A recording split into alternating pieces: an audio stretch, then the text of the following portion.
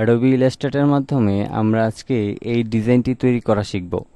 এই ডিজাইনটি কিভাবে আমরা তৈরি করেছি এবং সহজ ওয়েতে কিভাবে তৈরি করা যায় সম্পূর্ণ বিষয়টা আজকের এই ভিডিও থেকে জানতে পারবেন। তো কথা না বাড়িয়ে চলুন শুরু করে দিচ্ছি। চ্যানেলে নতুন এসে থাকলে অবশ্যই চ্যানেলটিকে সাবস্ক্রাইব করে রাখবেন। আর অনেক মানুষই কিন্তু আমাদের ভিডিও দেখে কিন্তু ভিডিওতে লাইক দেয় না। মূলত একটা ভিডিওতে লাইক দিলে আমাদের ভিডিও বানাতে আরও বেশি আগ্রহ বাড়ে এবং আমাদের এই ভিডিওগুলি অনেক মানুষের কাছে পৌঁছায়। তো সেক্ষেত্রে অবশ্যই ভিডিওতে একটি লাইক দিয়ে দিবেন। তো চলুন শুরু করে দিচ্ছি। এবার সর্বপ্রথম আমরা এদিক থেকে রাইট বাটন ক্লিক করে ইলিপস টুলে যাব। এরপর আমাদের প্রথমে এদিকে স্টক কালারে থাকবে, ফিল কালারে আমাদের কোনো কালার থাকবে না। তো আমি এখান থেকে চাইলে ব্ল্যাক কালার করে নিই, যেহেতু আমাদের ব্যাকগ্রাউন্ডটা হোয়াইট আছে এই জন্য আমি ব্ল্যাক কালারটা নিয়ে নিলাম। এবার অল্টার এবং শিফটটাকে ধরে রেখে মাউসের লেফট বাটনটা ক্লিক করে আমি এখানে একটা শেপ নিলাম। এরপর হচ্ছে এই শেপটাকে আমি আমার প্রয়োজন অনুযায়ী স্ট্রোকটাকে মোটা করে নিলাম।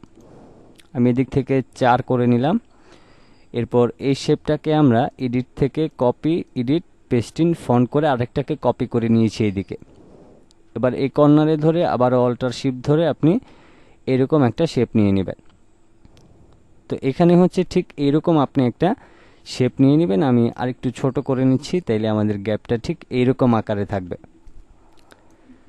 এরপর হচ্ছে আমরা এদিক থেকে আবার যাব রেক্টেঙ্গেল টুলে। এবার আমরা এটাকে ফিল কালার করে দিব এবং মাউসের লেফট বাটনটা ক্লিক করে আমি ঠিক এইরকম একটা শেপ নিয়ে নেব। আমি এদিকটাতে আরেকটু বাড়িয়ে দিচ্ছি, ঠিক এইরকম একটা শেপ নেবেন। এরপর হচ্ছে এই শেপটাকে আপনি সিলেক্ট করে আপনি যাবেন হচ্ছে অবজেক্টে, অবজেক্ট থেকে পাথ অপশনে যাবেন। এরপর স্প্লিট ইনটু গ্রিড অপশনে ক্লিক করবেন। এরপর এরকম একটা অপশন আসবে, আপনি এখান থেকে এটাকে 3 দিয়ে জাস্ট ওকে করে দিবেন। তাহলে এখানে আমাদের টোটাল 3টা শেপ হবে, 1টা 2টা 3টা।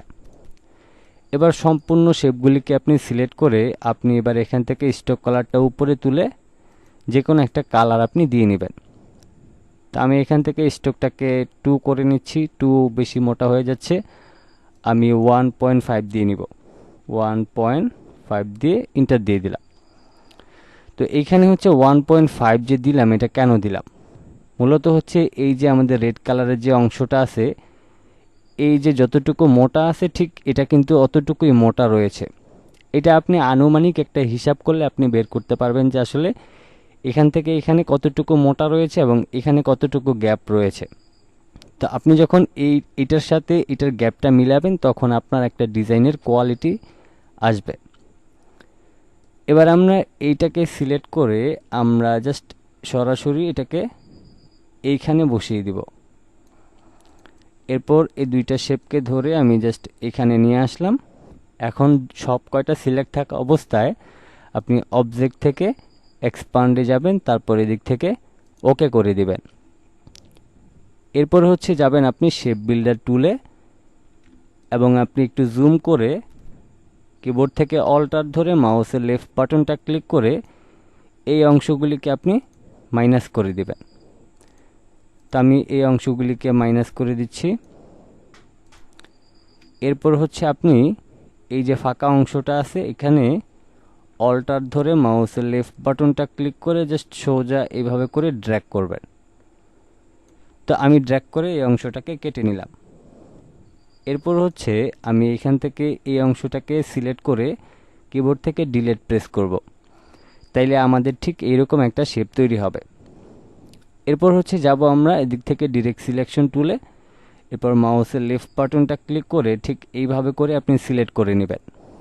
এরপর আপনার যে লেফট রাইট যে অ্যারো কি আছে সেটাকে চেপে এটাকে একটু বাইরের দিকে বের করে নেবেন।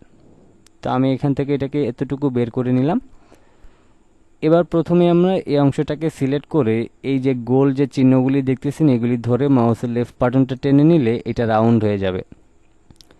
এরপর উপরের অংশটাতে এটাতে সিলেক্ট করে আপনি এইভাবে করে টেনে নেবেন। নিচের অংশটাকে আপনি এইভাবে সিলেক্ট করে এইভাবে করে টেনে নেবেন। এখন কথা হচ্ছে এই যে বাড়তি যে অংশটা আছে এটাকে কিভাবে কাটবো। তো এটাকে কাটার জন্য আপনি সম্পূর্ণটা সিলেক্ট করবেন এবং শেপ বিল্ডার টুলে যাবেন। কিবোর্ড থেকে অল্টার ধরে মাউসের লেফট বাটন ক্লিক করে এই অংশগুলি আপনার মাইনাস হয়ে যাবে। তো তো এখানে আমাদের এই যে শেপটা রয়েছে, এটাকে যদি আপনি বড় ছোট করতে চান তাহলে আবারও আপনি এই ডিরেক্ট সিলেকশনের মাধ্যমে এইভাবে সিলেক্ট করে নিয়ে জাস্ট অ্যারো কি চাপলেই আপনার এটা বড় ছোট হয়ে যাবে। তো এবার হচ্ছে আমরা এখানকার যে অংশটা আছে এই পাশের এই অংশটা কাটবো। এটার জন্য আমরা রাইট বাটন ক্লিক করে যাব পলিগন টুলে, এরপর মাউসের লেফট বাটনটা ফাঁকা জায়গায় ক্লিক করব।